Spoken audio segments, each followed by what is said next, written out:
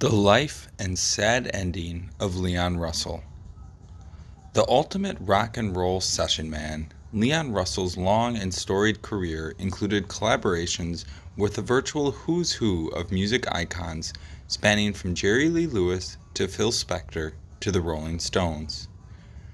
A similar eclecticism and scope also surfaced in his solo work, which couched his charmingly gravelly voice in a rustic yet rich swamp pop fusion of country, blues, and gospel. Born Claude Russell Bridges on April 2, 1942, in Lawton, Oklahoma, he began studying classical piano at age 3, a decade later adopting the trumpet and forming his first band. At 14, Russell lied about his age to land a gig at a Tulsa nightclub, playing behind Ronnie Hawkins and the Hawks before touring in support of Jerry Lee Lewis. 2 years later, he settled in Los Angeles, studying guitar under the legendary James Burton and appearing on sessions with Dorsey Burnett and Glenn Campbell. As a member of Spector's renowned studio group, Russell played on many of the finest pop singles of the 60s, also arranging classics like Ike and Tina Turner's monumental River Deep, Mountain High. Other hits bearing his input include The Byrds' Mr. Tambourine Man, Gary Lewis and the Playboys' This Diamond Ring, and Herb Alpert's A Taste of Honey. In 1967, Russell built his own recording studio, teaming up with guitarist Mark Beno to record the acclaimed Look Inside the Asylum Choir LP. While touring with Delaney and Bonnie, he scored his first songwriting hit with Joe Crocker's reading of Delta Lady.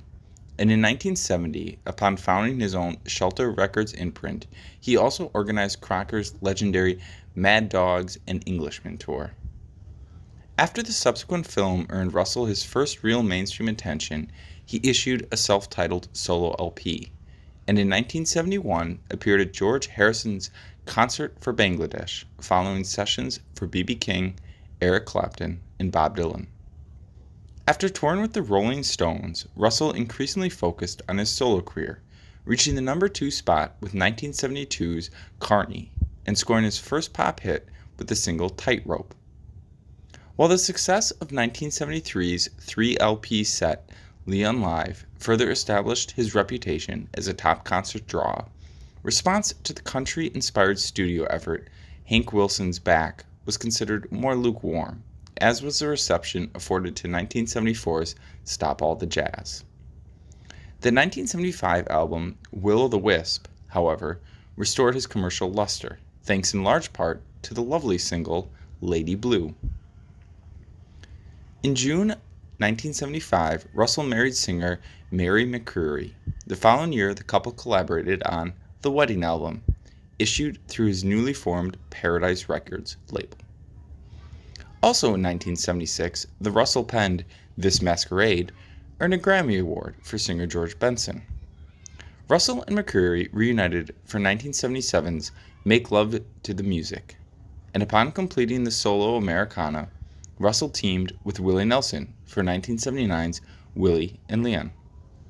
He then spent the next 2 years touring with his bluegrass band, the New Grass Revival, issuing a live LP in 1981.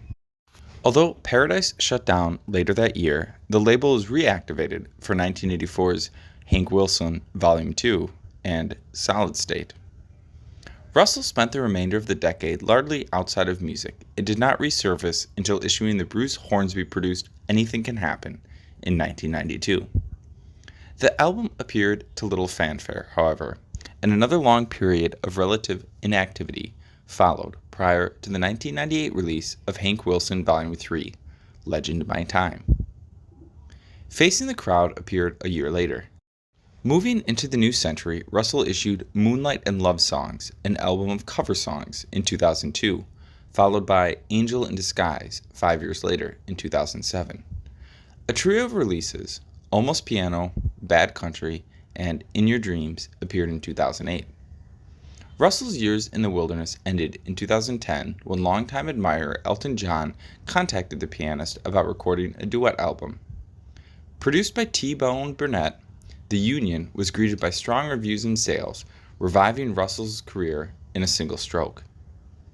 After playing a joint tour with John, Russell returned to the road on his own, and eventually got around to recording a solo comeback called Life Journey, which appeared in April 2014.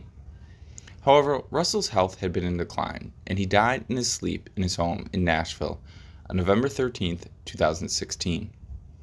Prior to his death, he completed an album of new recordings with producer Mark Lambert.